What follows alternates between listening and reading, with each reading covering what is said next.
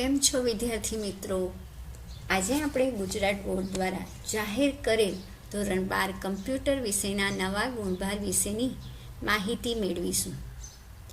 અત્યાર સુધી ધોરણ 12 કમ્પ્યુટર વિષયમાં કુલ 13 પ્રકરણોમાંથી 100 માર્ક્સનું MCQ આધારિત પ્રશ્નપત્ર બોર્ડ દ્વારા તૈયાર કરાતું હતું.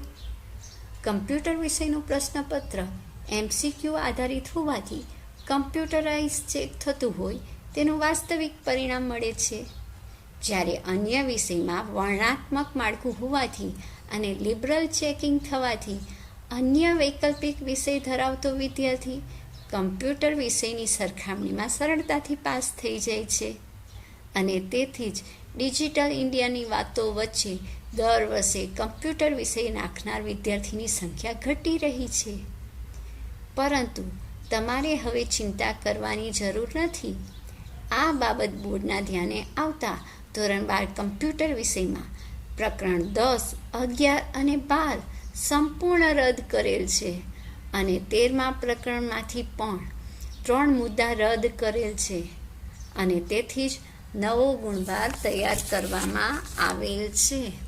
તો આ નવો ગુણભાર ગુજરાત માધ્યમિક અને ઉચ્ચતર માધ્યમિક શિક્ષણ બોર્ડ ગાંધીનગર શૈક્ષણિક વર્ષ 2025-26 માટે તૈયાર થઈ ગયો છે. તો ચાલો જોઈએ. કમ્પ્યુટર અધ્યયન સૈદ્ધાંતિક, જેનો કોડ છે 331. સૈદ્ધાંતિક એટલે થિયરિકલ પ્રશ્નપત્ર. અને આ બ્લુપ્રિન્ટ છે વાર્ષિક પરીક્ષા બંને પ્રવાહ માટે, વિજ્ઞાન અને સામાન્ય પ્રવાહ માટે બંનેને લાગુ પડશે. આપણને બધાને ખબર છે 100 માર્ક્સનું MCQ બેઝ પેપર હશે અને જેના માટેનો સમય હશે 2 કલાકનો.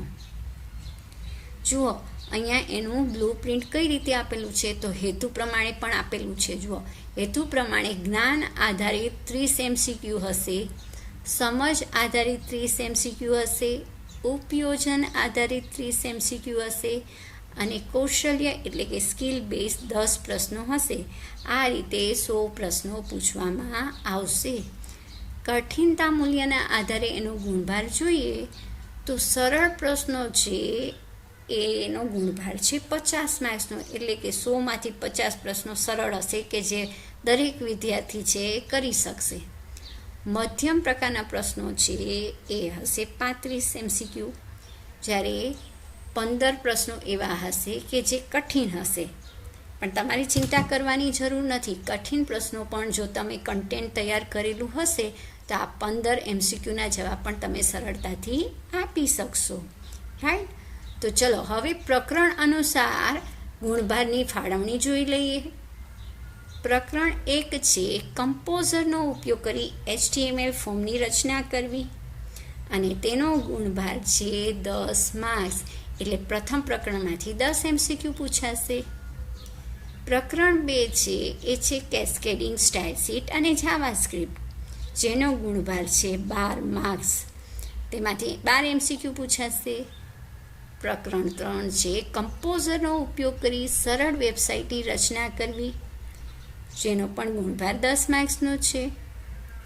પ્રકરણ 4 છે ઈ-કોમર્સનો પરિચય, જેનો ગુણભાર પર 10 માર્ક્સનો છે. પ્રકરણ 5 છે M-કોમર્સનો પરિચય, જેનો ગુણભાર છે 12 માર્ક્સનો, એટલે 12 MCQ પૂછાશે આ પ્રકરણમાંથી. છઠ્ઠું પ્રકરણ છે ઓબ્જેક્ટ આધારિત ખ્યાલ, જેનો પણ ગુણભાર 10 માર્ક્સનો છે. પ્રકરણ 7 છે જાવાની મૂળભૂત બાબતો, તેનો પણ વેઇટેજ 10 માર્ક્સનું છે. 8મું પ્રકરણ છે જાવામાં ક્લાસ અને ઓબ્જેક્ટ, જેને પણ વેઇટેજ 10 માર્ક્સનું છે. પ્રકરણ 9 એરે અને સ્ટ્રિંગનો ઉપયોગ, જેનું વેઇટેજ પણ 10 માર્ક્સનું છે. જ્યારે પ્રકરણ 13મું છે અન્ય ઉપયોગી નિઃશુલ્ક ટૂલ્સ અને સેવાઓ, જેનું વેઇટેજ 6 માર્ક્સનું છે. એટલે અહીંયા જુઓ, સૌથી વેઇટેજ ધરાવતું પ્રકરણ છે 2 અને 5મું, અને એ વેઇટેજ છે ગુણભાર છે 12 માર્ક્સનું.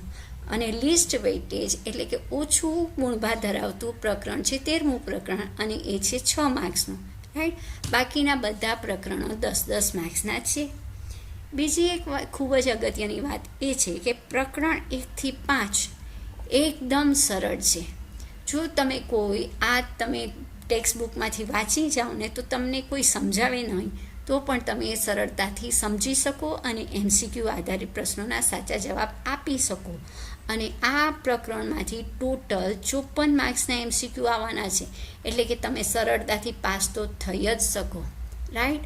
પરંતુ જો આપણે મેક્સિમમ માર્ક્સ મેળવવા છે કમ્પ્યુટરમાં 100માંથી 100, 98, 99 આવા માર્ક્સ મેળવવા છે તો આપણે બધા પ્રકરણ કરવા જોઈએ, right. So keep watching my videos. અને આગળના પ્રકરણો છે એકદમ સરળ છે, એ પણ ટેક્સ્ટ બુક્સ આધારિત હોય. તમે ટેક્સ્ટ બુક આધારિત તૈયારી કરી હોય તેમાં કોઈ જ વાંધો આવશે નહીં. સો પ્લીઝ રીડિંગ ચાલુ રાખજો, મેક્સિમમ રિવિઝન કરો કે જેથી કરીને તમે કમ્પ્યુટર વિષયમાં મેક્સિમમ માર્ક્સ સ્કોર કરી શકો, સ્કોર હાઈ કરી શકો. ઓકે, અને એ પણ ઓછી મહેનતથી. ખ્યાલ આવી ગયો? જો તમને કોઈ કમ્પ્યુટર વિષયને લગતું કોઈ પણ મુશ્કેલી હોય તો મને કમેન્ટ કરજો.